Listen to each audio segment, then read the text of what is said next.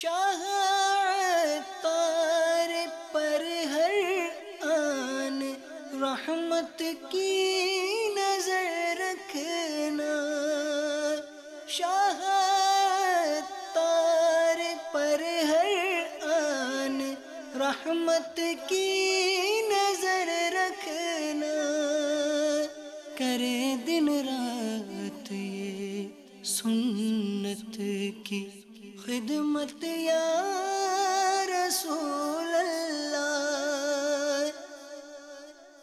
الحمد للہ رب العالمین والصلاة والسلام على سید المرسلین، اما بعد فاعوذ باللہ من الشیطان الرجیم، بسم اللہ الرحمن الرحیم۔ الصلاة والسلام علیک یا رسول اللہ وعلى آلک واصحابک یا حبیب اللہ، الصلاة والسلام علیک یا نبی اللہ وعلى آلک واصحابک یا نور اللہ۔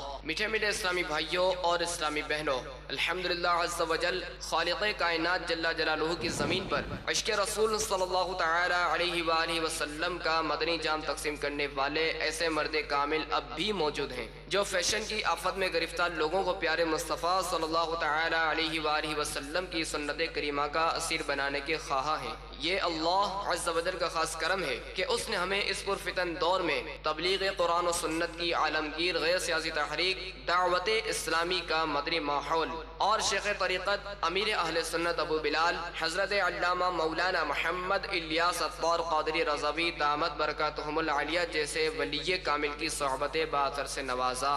یقیناً امیر اہل سنت دامت برکاتہم العالیہ ان عظیم ہستیوں میں سے ایک ہیں جن کی مخلصانہ جد و جہد کی برکت سے ہزاروں نہیں بلکہ لاکھوں مسلمان بالخصوص نوجوان برائیوں سے تائب ہو کے نیکیوں کی راہ پر گامزن ہو چکے ہیں۔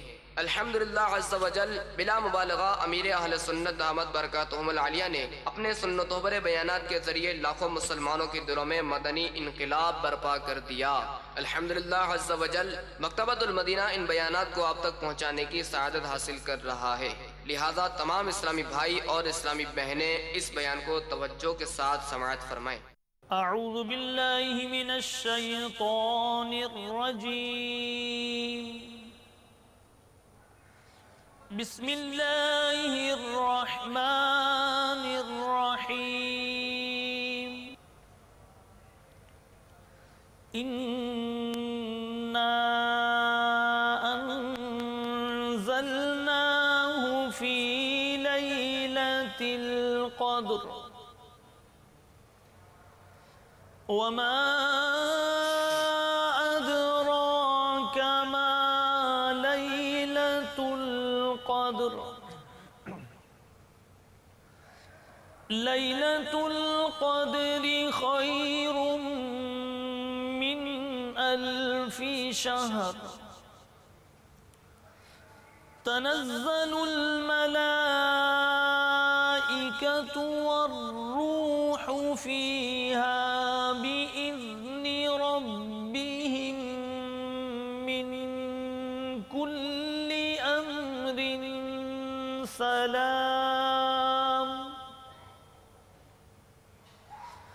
سلام هي حتى مطلع الفجر، صدق اللہ العظیم۔ یہ عرض گناہگار کی ہے شاہ زمانہ، یہ عرض گناہگار کی ہے شاہ زمانہ، جب آخری وقت آئے مجھے بھول نہ جانا، جب آخری وقت آئے مجھے بھول نہ جانا، یہ عرض گناہگار کی ہے شاہ زمانہ، یہ عرض گناہ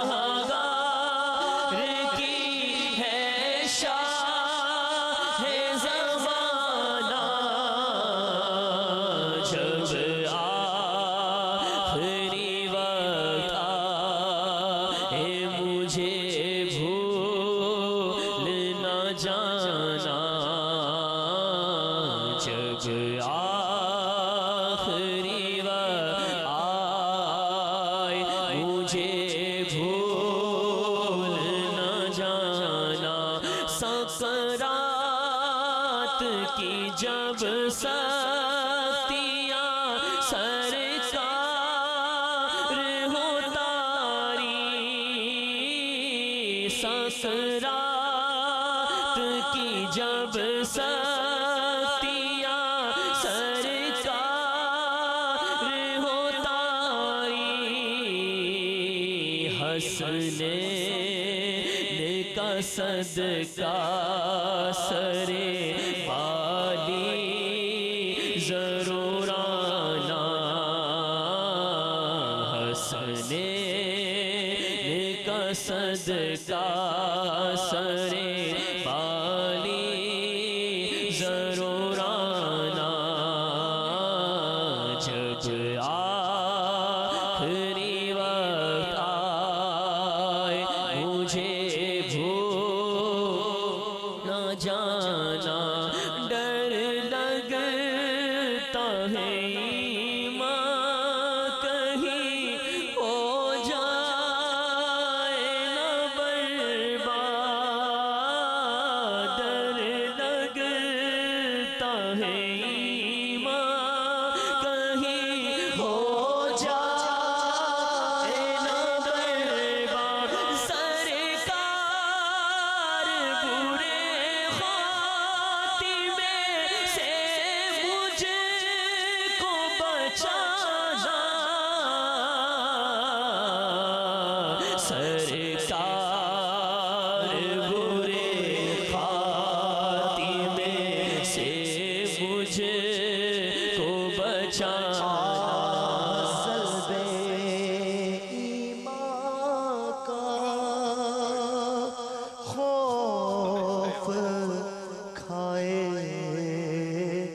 جاتا ہے، کاش کہ میری ماں نے، کاش کہ میری ماں نے مجھ کو نہ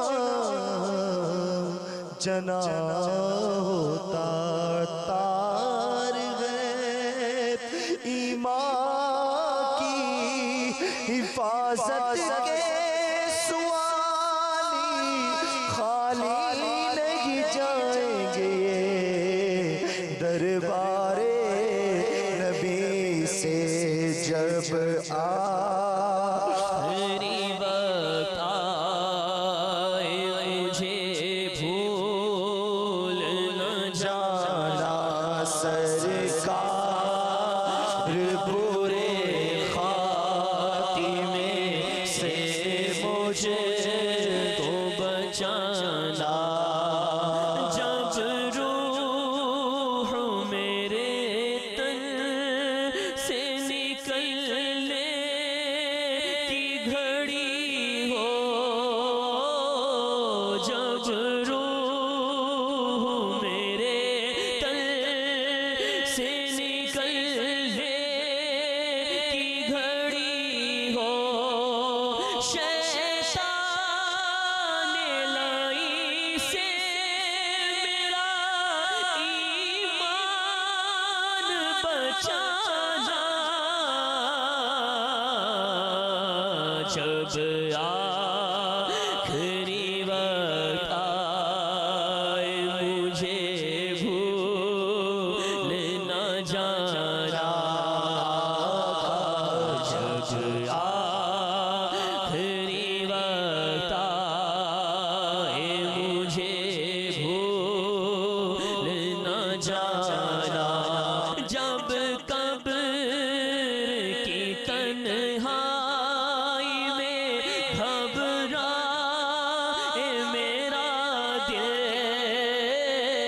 جب قبر کی تنہائی میں گھبرائے میرا دل، دینے کو دلاسا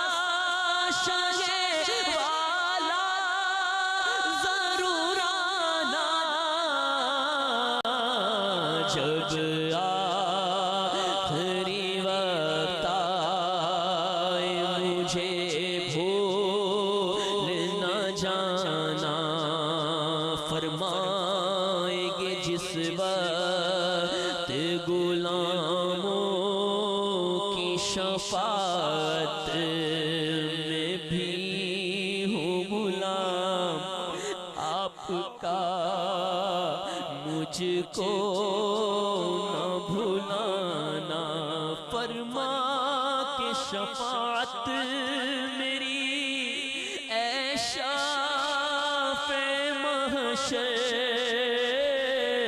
دوزخ سے بچا کر مجھے جنت میں بسانا یا شاہ مدینہ ماہ رمضان کا صدقہ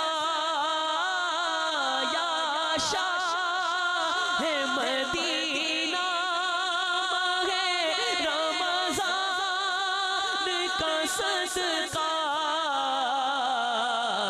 جنت میں پڑوسی مجھے تم اپنا بنانا اللہ کی رحمت سے یہ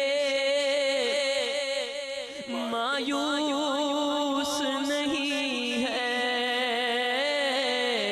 اللہ کی رحمت سے یہ مایوس نہیں ہے اللہ کی رحمت سے یہ مایوس نہیں ہے ہو جائے گا عطار کی بخشش کا بہانہ ہو جائے گا عطار کی ہو جائے گا عطار کی ہو جائے گا عطار کی بخشش کا بہانہ جب آخری وقت آئے مجھے بھول نہ جانا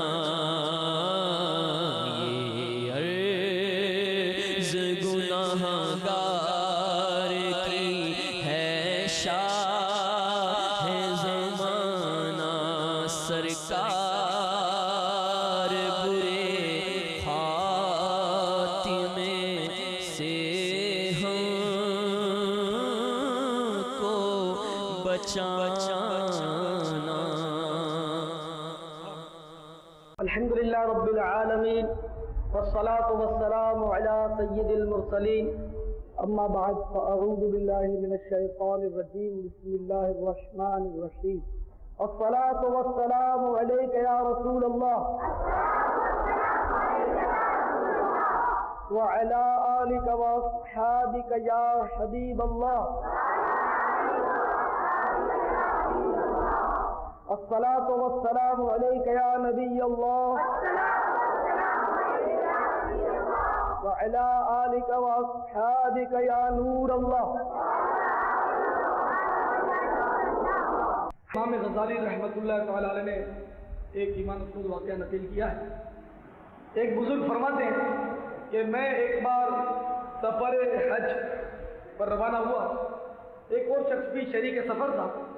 وہ اٹھتے بیٹھتے چلتے پھرتے کثرت سے درود و سلام پڑھتا رہتا تھا.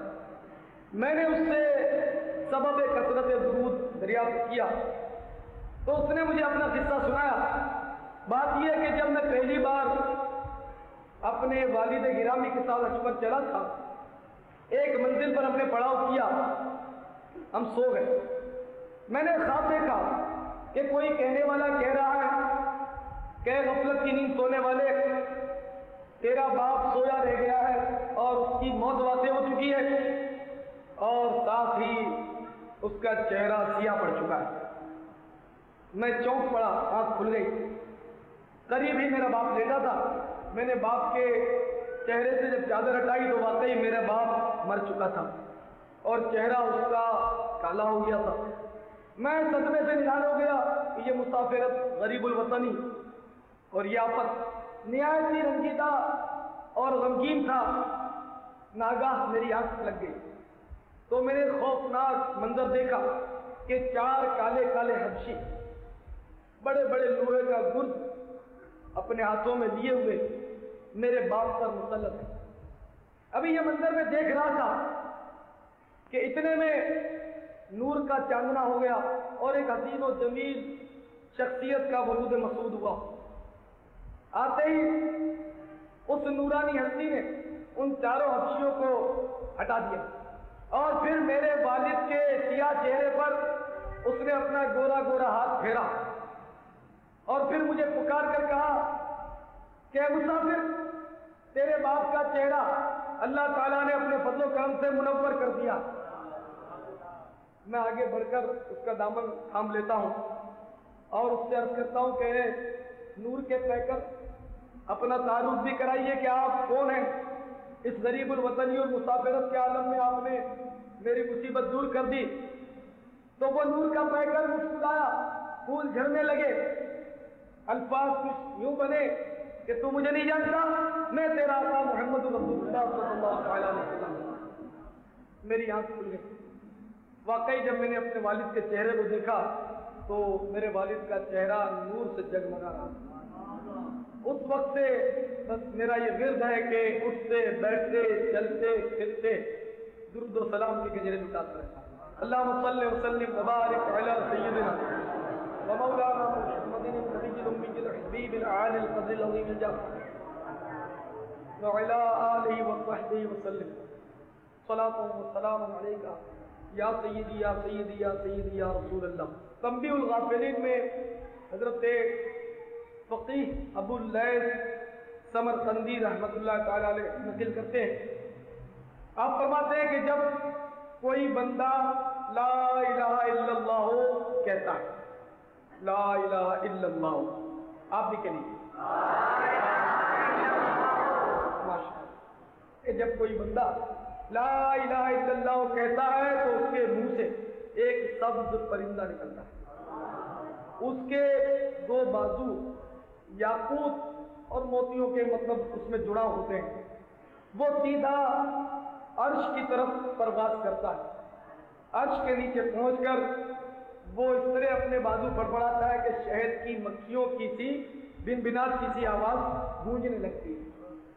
ارشاد ہوتا ہے اسکن ٹھہر جا، یہ کہتا ہے کہ میں اس وقت تک ساکن نہیں ہوں گا جب تک اس لا الہ الا اللہ کہنے والوں کو بخش نہ دیا جائے۔ چنانچہ ارشاد ہوتا ہے کہ ہم نے اس کی بخشش فرما دی، پھر اس کو 70 زبانیں دی جاتی ہیں، ان 70 زبانوں سے وہ اس لا الہ الا اللہ پڑھنے والے کے لیے مغفرت کی دعا کرتا رہتا ہے، یہاں تک کہ کل قیامت میں وہ پرندہ اس لا الہ الا اللہ کہنے والے کا ہاتھ پکڑ کر اسے جنت میں داخل کر دے گا۔ لا الہ الا اللہ، لا الہ الا اللہ، لا الہ الا اللہ، محمد رسول اللہ صلی اللہ تعالی علیہ وسلم۔ پیارے اسلامی بھائیوں، الحمدللہ ماہ رمضان کی آمد ہے۔ ان قریب ہلال رمضان آسمان دنیا پر اپنی تمام تر جلوہ سامانیوں کے ساتھ جلوہ فگر ہوگا۔ مومن کے دل ابھی سے خوشی سے بلیوں چل رہے ہیں۔ ان قریب بڑا عظیم الشان مہینہ آنے والا ہے۔ اس عظیم الشان مہینے کے بارے میں میرے اور آپ کے ساری کائنات کے میٹھے مدنی آقا صلی اللہ علیہ وسلم فرماتے ہیں کہ اس ماہ مبارک کے بارے میں فرماتے ہیں اولہ رحمت، اس کا اول جو ہے وہ رحمت، یعنی 3 دہے سے کر لیں، 3 عشرے، تو اول عشرہ اولہ رحمت، پہلا عشرہ رحمت ہے، وَأَوْسَطُهُ مَغْفِرَةٌ، یعنی جو بیچ کا عشرہ ہے وہ مغفرت کا ہے، بخشش کا، وَآخِرُهُ عِتْقٌ مِّنَ النَّارِ، اور آخر جو عشرہ ہے وہ جہنم سے آزادی کا عشرہ۔ تو مومن خوشی کے مارے پھولے نہیں سما رہے کہ ان قریب اتنا پیارا عظیم الشان اور برکت والا مہینہ ہے، ہر لمحہ اس کا عبادت میں گزرتا ہے۔ اس ماہ مبارک میں اجر و ثواب بڑھا دیا جاتا ہے۔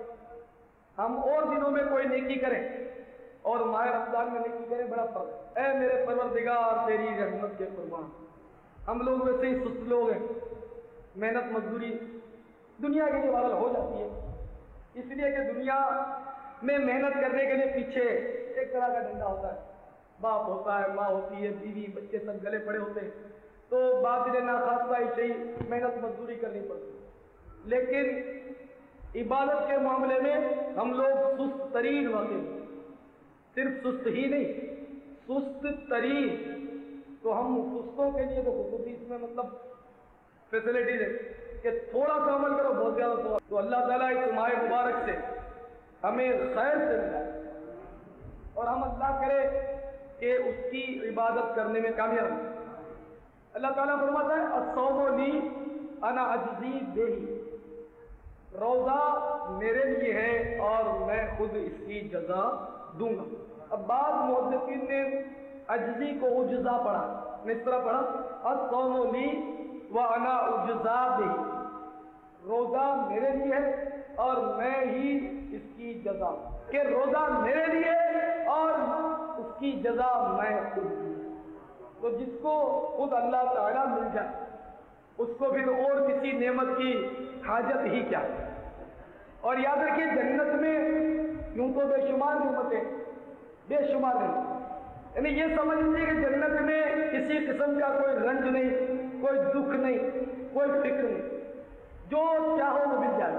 جنت میں آپ کو جس چیز کی خواہش ہوئی وہ آپ کو مل جائے گی، جو چیز آپ پسند کرتے ہیں، تو اپنی اپنی پسند کی ہر چیز وہاں جنت میں مل جائے گی، جو خواہش کریں گے ہمیں مل جائے گی۔ اچھا سر، ایک نے بہترین جوڑا پہنا ہے کپڑے کا، اب مجھے خواہش ہوئی کہ واہ اس نے اتنا بہترین کپڑے کا جوڑا پہنا ہے اور مجھے نہیں ہے، میں دیکھوں گا تو میرا بھی وہی کپڑے کا جوڑا ہوگا۔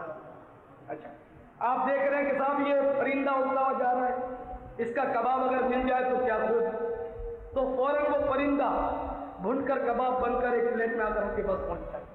تو جنت میں اس قدر آسانیاں ہوں گی اور ایسی نعمت ہے۔ تو ان تمام نعمتوں میں سب سے بہترین نعمت یہ اللہ تعالیٰ کا دیدار ہے، جو اہل جنت کو نصیب ہوگی، اور اس میں جتنی لذت ہوگی، اس میں جتنی ان کو کیفیت ہوگی اہل جنت کو، وہ کسی نعمت میں حاصل نہیں ہوگی۔ تو الصوم لی وانا اجزا بہ، روزہ میرے لیے ہے اور میں ہی اس کی جزا۔ تو میرے پیارے اسلامی بھائیوں، ماہ رمضان یہ بڑی رحمتیں اور برکتیں لیے عین قریب ہمارے درمیان جلوہ گر ہونے والا ہے، جہاں اس میں بے شمار اجر و ثواب ہے، اس کی بے شمار برکتیں، وہیں اس میں روزہ نہ رکھنا، اس کی ناقدری کرنا یہ بہت برا ہے۔ روزہ چھوڑنا جس میں جائز ہو وہ بیماری ایسی ہے کہ جیسے کہ اگر روزہ نہیں چھوڑے گا تو بیماری بڑھ جائے گی، دیر میں اچھا ہوگا یا جان چلی جائے گی، اس طرح کا صحیح عذر اور کوئی باشرع طبیب کہہ دے۔ آج کل کے ڈاکٹر جو یہ عام طور پر ہیں، یہ بعض اوقات ایسے ہی مطلب معمولی بیماریوں پر کہہ دیتے ہیں، تو ان کا بھروسہ نہیں کیا جائے گا۔ کوئی شریعت کا پابند دیندار طبیب حاذق بتائے، جب یا خود اپنا تجربہ ہے کہ صاحب میں روزہ رکھتا ہوں تو مجھے ایسا ہوتا ہے، بیماری بڑھ جاتی ہے، یا ظن غالب ہو کہ روزہ رکھوں گا تو بیماری واقعی بڑھ جائے گی یا جان چلی جائے گی، تو ایسی صورتوں میں روزہ قضا کر دینے کا حکم ہے کہ وہ بعد میں رکھ لیں جب صحت یاب ہو جائے۔ ماہ رمضان کی آمد ہو رہی ہے، ابھی آپ پہلے سے ہی بالکل خبردار ہو جائیے اور یہ طے کر دیجیے اور پکا عہد کر لیجیے کہ ماہ رمضان میں کوئی روزہ ہمارا قضا نہیں ہوگا، پکی بات انشاءاللہ۔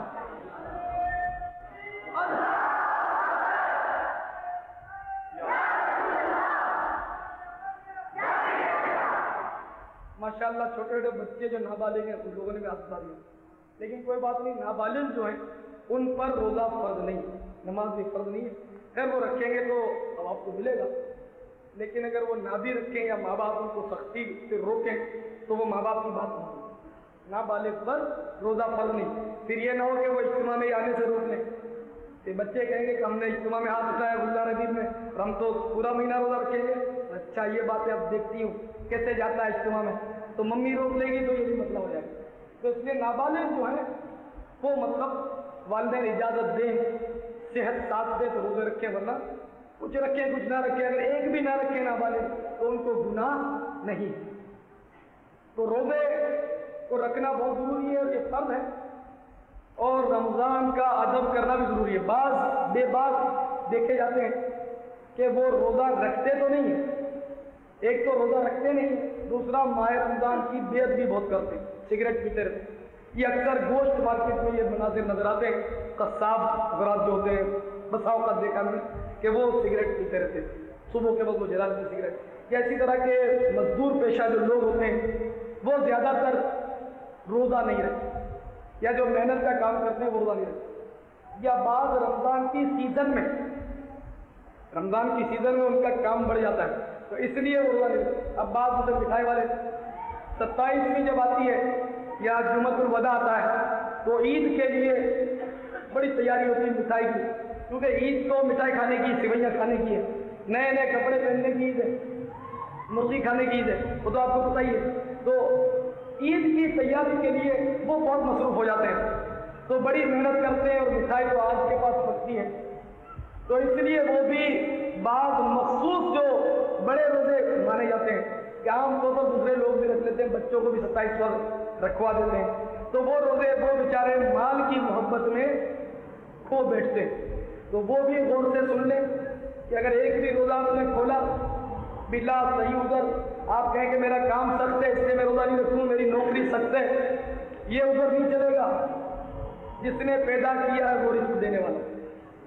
آپ آدھا دن کام کریں, پورا دن نہ کام کریں, 4 کی تنخواہ کاٹ دی جائے, کوئی بات نہیں. اگر ماہ رمضان میں بظاہر آپ کو 200-300 روپے تنخواہ کٹ بھی گئی تو اللہ تعالیٰ اس کی کسر آپ کو دے دے گا, اس نے پیٹ بھرنا. اب یہ تو بالکل آپ اپنے ذہن میں طے کر لیں کہ جتنی عمر مقدر ہو گئی, مثلا میری عمر اپنے طور پر میں سوچتا ہوں کہ 63 سے کم میری عمر ہو, 63 یا 63 سے زیادہ نہ ہو, کہ میرے آقا محمد صلی اللہ تعالیٰ علیہ وسلم نے 63 برس سے دنیا کو اختیار کیا, تو سرکار کی برابری کو کرنے سے رہے تو کچھ کم ہو جائے. اب مثلا 62 سال میری عمر میں نے سوچ لی, چلیے بالفرض میری دعا قبول ہو گئی, تو اللہ تعالیٰ نے مجھے 62 سال زندہ رکھنا منظور فرما دیا. اگر میں مثال دے رہا ہوں, اگر تو اب زندہ رکھنا یہ اس کا کام ہے, اسی کا اسی کا میٹر ہے. اب یہ اسی کے ذمہ ہے کہ وہ کسی ذریعے سے مجھے روزی پہنچائے. لیکن ابھی میں اتنا بڑا ہو گیا, جوان ہو گیا الحمدللہ, تو کوئی میں اپنے بل پر تھوڑی ہوں, اللہ نے مجھے پہنچایا, بڑا ہو گیا. تو جس نے پیدا کیا ہے اور جب تک اس نے زندہ رکھنا منظور فرما دیا ہے اس وقت تک وہ رزق پہنچائے گا, وہ خود بندھا ہوا. تو اس کی وجہ سے ہمیں عبادات نہیں چھوڑنی چاہیے, نمازیں نہیں چھوڑنی چاہیے. بہت سارے ایسے اسلامی بھائی کرتے ہیں جو بولتے ہیں کیا کریں, دکان پر بھیڑ ہوتی ہے, یہ سخت ہے, نوکری سخت ہے, سیٹ سخت ہے, یہ ہے فلاں ہے, ہم لوگ نماز نہیں پڑھ سکتے, اثر تو نکل جاتی ہے, گاہک کی بھیڑ ہوتی ہے. تو یہ آزاد نہیں چلیں گے. عذر وہ بتائیے کہ جو قیامت کے دن بھی چل جائے, کہ ہم زندگی میں اس کی نعمتیں کھاتے رہتے ہیں, تو اس کی ڈیوٹی ہے, ہمیں اس کی ڈیوٹی دینی, وہ اگرچہ بے نیاز ہے, ہماری نمازوں کی اسے کوئی حاجت نہیں, لیکن وہ ہمیں نمازیں پڑھوا کر بھی مزید ہمیں نوازنا جو چاہتا ہے اس سے, وہ نمازیں پڑھوا کر بھی ہمیں نوازے گا. ہم نماز پڑھیں گے تو ہمیں اس کا فائدہ ہوگا, یہ اس کا کریمانہ سودا ہے. جیسے قرآن عظیم میں ان اللہ اشتری من المؤمنین انفسهم واموالهم بان لهم الجنہ, بے شک اللہ تعالیٰ نے مومنوں سے ان کی جانیں اور ان کے اموال خرید فرما دیے اس عوض میں کہ اسے جنت عطا کرے. یعنی کتنا عجیب و غریب اور کریمانہ سودا کہ جان بھی اسی نے دی, مال بھی اسی نے دیا, اور خرید بھی وہی رہا, اور سودا بھی کتنا پیارا, جنت کے بدلے میں خرید رہا, جنت کے بدلے. اور جنت کی نعمتوں کا بھی ایک ہلکی سی جھلک میں نے آپ کو دکھائی. جنت کو سمجھنے سے دماغ تاثیر ہے, یہ بالکل آپ ذہن نشین فرما لیں کہ جنت میں وہ نعمتیں ہیں کہ کسی آنکھ نے اس کو نہیں دیکھا. ہاں ایک آنکھ ہے جس نے دیکھا ہے, جو ہر ایک کو دیکھ رہی ہے, ہمیں بھی دیکھ رہی ہے, ہمارے اعمال کو بھی دیکھ رہی ہے, ہمارے اخلاص کو بھی دیکھ رہی ہے. اس آنکھ کو آپ پہچانتے ہو وہ آنکھ کون سی ہے؟ سمجھتے ہیں نا؟ وہ مدینے والے کی آنکھ ہے. مدینے والے کی آنکھ نے جنت کو دیکھا اور ہمیں بتا دیا جنت ایسی ایسی ہے. ہم نے عرض کیا آمنا و صدقنا, سر تسلیم خم ہے جو مزاج سرکار میں ہے. تو ہمیں سرکار نے فرما دیا. تو مہاراج یہ کہ جنت اور اس کی نعمتیں ایسی ہیں کہ کوئی عقل اس کا ادراک نہیں کر سکتی, آنکھ نے نہیں دیکھا. وہ بہت زیادہ مطلب عظیم الشان نعمتیں. تو اتنی بڑی جنت کے عوض اللہ تعالیٰ نے ہمیں جان دے کر مال دے کر خرید. تو ہمارا سودا ہوا ہے. دیکھیے نا, کوئی سی امانت کوئی خرید لے, کوئی سامان آپ سے خرید لے, آپ کاروبار کرتے ہیں, پنکھا خرید لیا آپ سے, تو وہ امانت ہے آپ کے پاس. خریدار کہہ رہا ہے کہ میں پرسوں اس کی ڈلیوری لے لوں گا, اٹھا دوں گا, یہ لو, آپ کو پیمنٹ کر دیا, سودا پکا ہو گیا. اب اگر وہ پنکھا لٹکا لے تو اور چلائے 2 دن تک, تو ہر ایک کہے گا کہ یہ خیانت ہے, کہ یہ تو دوسرے کی امانت سے سودا ہوا. تو میرے اسلامی بھائیوں, ہماری جان بھی ہے یہ خریدی ہوئی ہے, ہمارے مال بھی خریدے ہوئے ہیں. ہم دنیاوی گاہک سے چھپا کر امانت میں خیانت کر سکتے ہیں, بے عزتی سے بچ بھی سکتے ہیں, اس کو پتہ نہ بھی چلے. لیکن ہماری جانیں اور ہمارے اموال اس نے خریدے ہیں کہ جس سے کوئی شے چھپی رہ ہی نہیں سکتا. وہ عالم الغیب والشہادہ, ظاہر اور چھپی ہر بات کو وہ جانتا ہے, دیکھتا ہے. تو اب ہماری جانیں, ہمارے مال, ہمارے جسم, یہ سب اس کی امانت ہے. تو اب اس جسم کے اوپر ہم کسی قسم کا تصرف اپنی مرضی سے نہیں کرتے. اس کی مرضی کے مطابق ہی تصرف کرنا ہو. مثلا اس کی مرضی یہ ہے, جس نے ہماری جانیں خریدی, اس کی مرضی یہ ہے کہ یہ آنکھ اگر دیکھنا چاہے, یہ آنکھ اگر دیکھنا چاہے تو بخوشی قرآن عظیم کو دیکھے, یہ آنکھ دیکھنا چاہے مسجدوں کو دیکھے, یہ آنکھ دیکھنا چاہے میرے نیک بندوں کو دیکھے, یہ آنکھ دیکھنا چاہے تو میری مباح جو چیزیں وہ دیکھے. لیکن ان آنکھوں پر کچھ پابندی بھی ہے کہ فلاں نہ دیکھے, غیر محرم کو نہ دیکھے, بری نظر سے کسی ایسے لڑکے کو نہ دیکھے جس کے بال نہیں نکلے داڑھی, یا کسی مرد کو بھی بری نگاہ سے نہ دیکھے جس کو بد نگاہی کرے. یہ آنکھ ہرگز فلم نہ دیکھے, فلم نہ دیکھے. یہ آنکھ خریدی ہوئی, سودا ہوا ہے. یہ آنکھ ہرگز ڈرامہ نہ دیکھے. یہ آنکھ ہرگز کسی کا عیب نہ دیکھے. یہ آنکھ ہرگز ایسے کھیل نہ دیکھے جو چڈیاں پہن کر کھیلے جاتے ہیں. مثلا فٹ بال چڈی پہن کر کھیلتے ہیں, اور ناف سے لے کر گھٹنوں سمیت جو جسم کا پورا حصہ ہے وہ سطر, اور اس کو دوسرے کے سامنے کھولنا حرام اور کسی کا کھلا ہوا دیکھنا حرام. تو فٹ بال اگر چڈی پہن کر کھیلتے ہیں, اور عام طور پر چڈی پہن کر کھیلا جاتا ہے, بڑے بڑے کھلاڑی ہوتے ہیں, اپنے طور پر اچھے لگتے ہیں لیکن ننگے ہوتے ہیں, تو یہ ننگے ہو کر خود تو حرام فعل کے مرتکب ہے. جتنے جم گٹھا لگا کر ان کو دیکھتے ہیں وہ سب بھی, جتنی دیر تک وہ دیکھتے رہیں گے وہ بھی حرام کام میں مبتلا ہے. تو اس آنکھ پر پابندی ہے کہ یہ ایسے کھیل نہ دیکھے. باکسنگ یہ بھی چڈی پہن کر, کبڈی یہ بھی چڈی پہن کر, کشتی یہ بھی چڈی پہن کر, تو یہ ساری لغویات اور فضولیات یہ آنکھ نہ دیکھے. اور اگر دیکھ لے تو کیا ہوگا صاحب؟ خیانت کر دی. تو جس کی خیانت کر دی وہ سزا دینا بھی جانتا ہے, اور وہ سزا بھی بہت سخت دیتا ہے. آنکھ میں اگر کچرا پڑ گیا تو موڈ کتنا آف ہو جاتا ہے. کبھی پڑا کہ آنکھ میں کچرا, کوئی ذرہ پڑ گیا ہو, کبھی آنکھ لال دھوم ہو جاتی ہے, سوج جاتی ہے, اور موڈ پورا آف, کوئی بات اچھی نہیں لگتی, کھانا اچھا نہیں لگتا, ڈاکٹر کے پاس بھاگتے رہتے, علاج ہو بھی جاتا ہے. تو ذرا اس کچرے کو سوچیے کہ کچرا ایک دن کا ایک ذرہ آنکھ میں پڑ جائے تو برداشت نہیں ہوتا. تو جو آنکھ میں خیانت کرے گا, بدنگاہی کرے گا, حرام سے اپنی آنکھ پر کرے گا, اس آنکھ میں جہنم کی آگ بھر دی جائے گی. سلامان.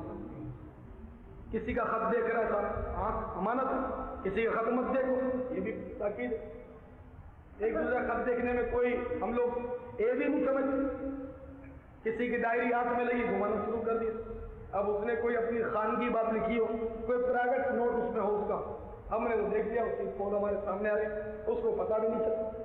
تو کسی کی ڈائری، کسی کا خط بغیر اجازت نہیں دیکھ سکتے۔ کہ حدیث بات میں آتا ہے کہ جو کسی کا خط بغیر اجازت کے دیکھتا ہے وہ گویا جہنم میں جھانکتا ہے، اور جہنم بہت سخت ہے، جھانکنا اللہ بہت سخت ہے میرے پیارے اسلامی بھائیوں۔ جہنم، جبریل امین نے بارگاہ رسالت میں عرض کیا یا رسول اللہ صلی اللہ علیہ وسلم، رب العزت کی قسم اگر جہنم کو سوئی کے نوک کے برابر کھول دیا جائے تو اس کی تپش اور اس کی بدبو سے یہ ساری مخلوق جو وہ ہلاک ہو جائے، برباد ہو جائے، مر مرا جائے۔ جہنمیوں کو باندھنے کی جو زنجیر ہے اس کی ایک کڑی اگر کسی پہاڑ پر رکھی جائے، پہاڑ کو قرار نہ اور وہ زمین میں دھس جائے، گہرا ٹکڑا، اتنا بھیانک ہے جہنم، اس میں جو جھانکے، جو اس کو دیکھے پہلا مان لو۔ تو یہ آنکھ جو ہے وہ خریدی ہوئی، اس کا سودا ہوا ہے، تو بس یہ وہی دیکھے جس کی اجازت ہے، جس کی اجازت نہیں ہے وہ نہیں دیکھے۔ کان، یہ بھی امانت، یہ کان سن تو سکتے ہیں، دعوت اسلامی میں اجتماع میں آ کر وہ اللہ رسول کی باتیں اور سنتیں ضرور سنیں، جہاں کہیں بزرگ کوئی قرآن حدیث کی بات ہوتا ہے وہ ضرور سنیں، اچھی اچھی باتیں ضرور سنیں، تلاوت سنیں، نعت پاک سنیں، لیکن خبردار کسی کی غیبت نہ سنیں، کسی کا عیب نہ سنیں۔ کوئی دو خفیہ بات کر رہے ہیں چھپ کے تو کان لگا کر نہ سنیں۔ بڑا تجسس ہوتا ہے جب دو بھائی الگ جا کر بات کرتے ہوتے ہیں تو ہمیں بڑا تجسس ہوتا ہے کہ بھلا کیا ذرا سننا چاہیے۔ بالکل ہم ایسے سیانے ہو جاتے ہیں، ادھر ادھر دیکھتے ہیں، اسے پتہ ہی نہیں اگلے کو، اور کان وہیں لگے ہوتے ہیں۔ اور جب چند آدمی ہیں تو دو آدمی جانا چاہیں بات کرنے کے لیے، تین چار آدمی کھڑے ہیں تو ان کو بھی یہ چاہیے، اس کی عادت بھی ہے کہ ان سے اجازت لیں کہ اگر آپ اجازت دیں تو ہم دونوں الگ سے بات کر لیں، تاکہ ان کو بھی وسوسے نہ آئے کہ پتہ نہیں ہمارے خلاف کیا بات ہو رہی۔ تو بہرحال یہ کہ اگر کسی کا عیب یہ کان سنیں گے تو مرنے کے بعد، کیونکہ انہوں نے خیانت کی ہے، سودا ہوا ہے، مرنے کے بعد ان کانوں میں پگھلا کر سیسا ڈال دیا جائے گا۔ آج اگر ذرا زور سے تنکا مار کے کوئی دیکھے، جیسے ٹرائی نہیں کرنا، پردہ پھٹ گیا تو میں پھنس جاؤں، ایک مطلب محسوس کرنے کے اگر تنکا مار دیں کان میں تو کتنی تکلیف۔ تو اگر معاذ اللہ ثم معاذ اللہ اگر کان میں سیسا ڈال دیا گیا پگھلا کر تو کیا؟ اور آنکھوں کے بارے میں یہ بھی ہے کہ کسی کے گھر میں بھی نہ جھانکے۔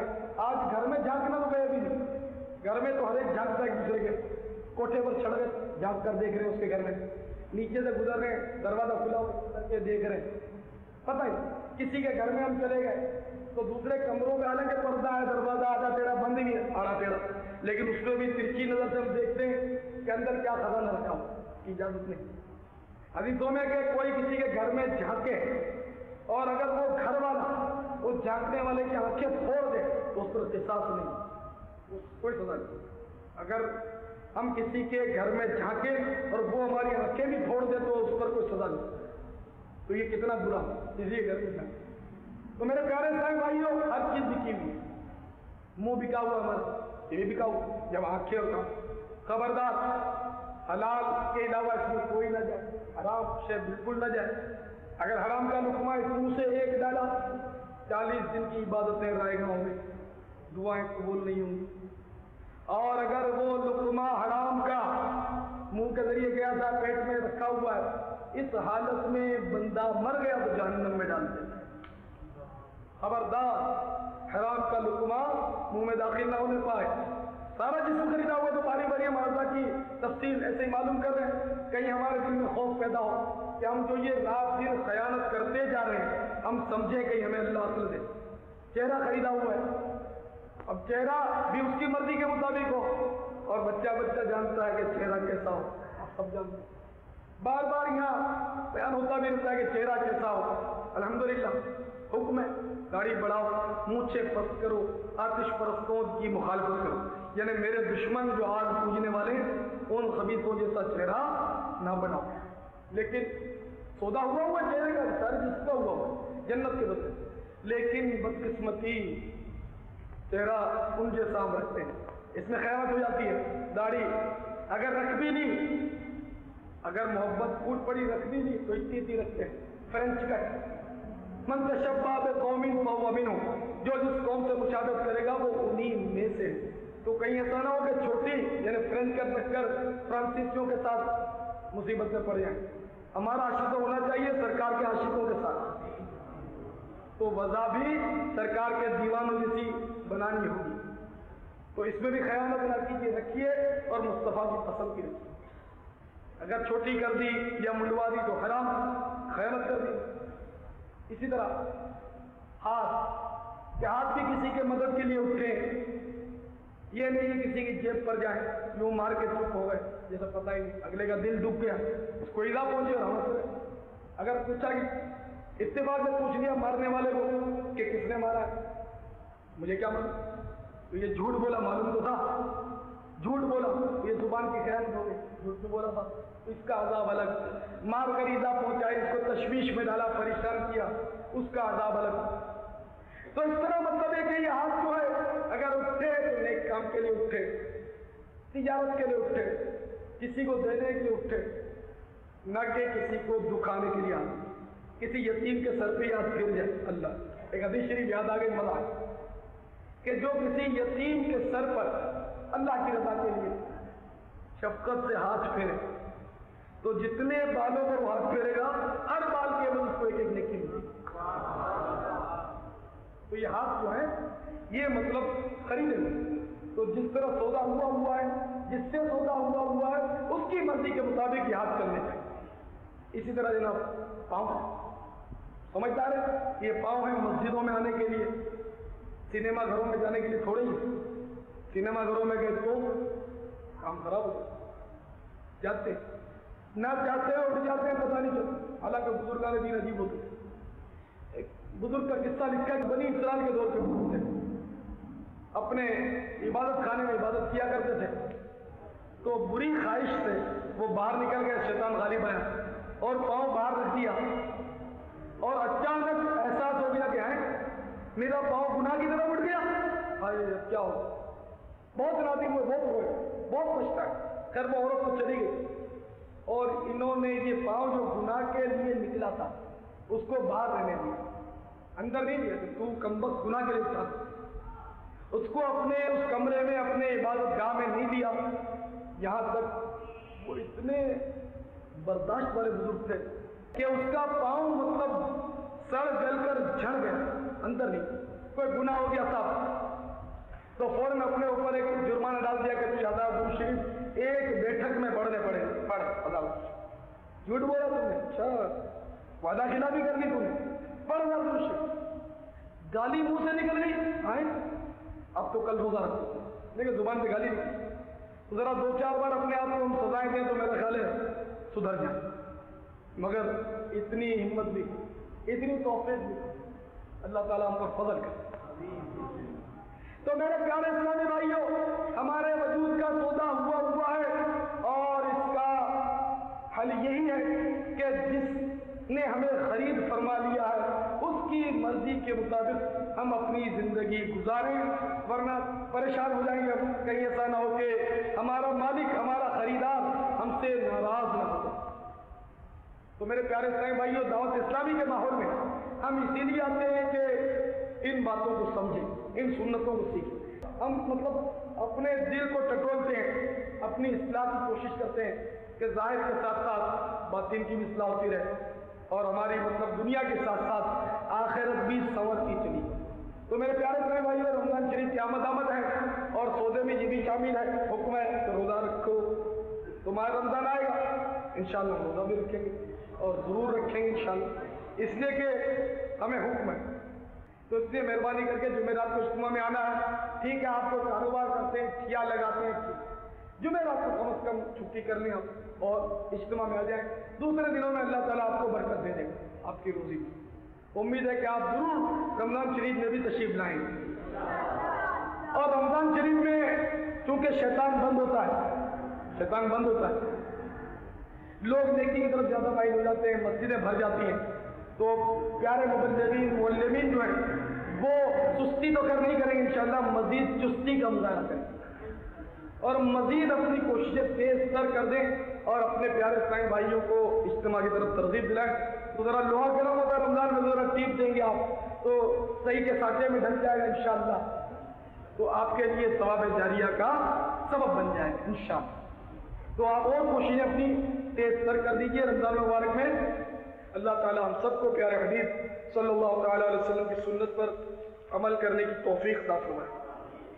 آقا کی عنایت ہے ہر گاؤں مدینے میں، آقا کی عنایت ہے ہر گاؤں مدینے میں، جاتا نہیں کوئی بھی، جاتا نہیں کوئی بھی ناکام مدینے میں بگڑے ہوئے بنتے ہیں سب کام مدینے.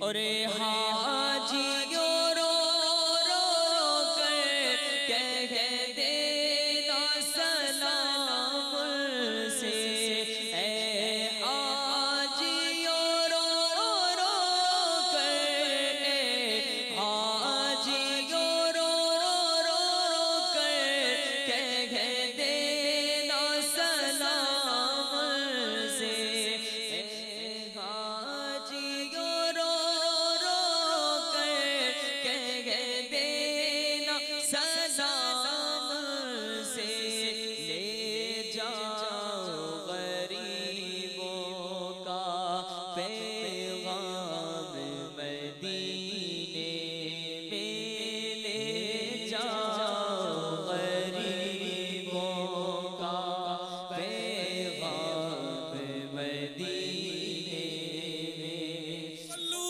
علی الحبیب صلی اللہ تعالی علی محمد. مجھے اپنی اور ساری دنیا کے لوگوں کی اصلاح کی کوشش کرنی ہے.